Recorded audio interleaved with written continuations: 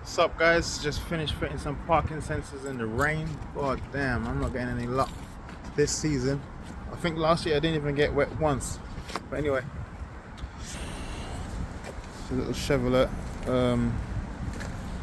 Aveo LS. Probably got LS engine in it, that's why.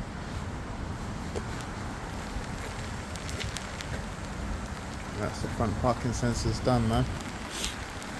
Alright, so quick test. Customers. There's a switch just underneath there. That switch is to turn the front sensors on and off. I'll just turn them on.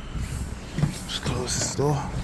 Look at that water, man. Shit.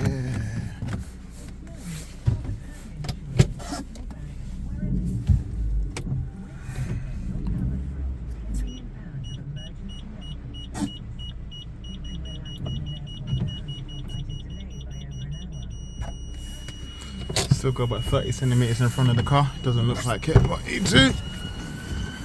That's why parking sensors help you majorly. It's a mini electric. Notice that car in front is an electric car because of the green next to the number plate. The green means electric vehicle, not hybrid, but electric only. So I've selected reverse.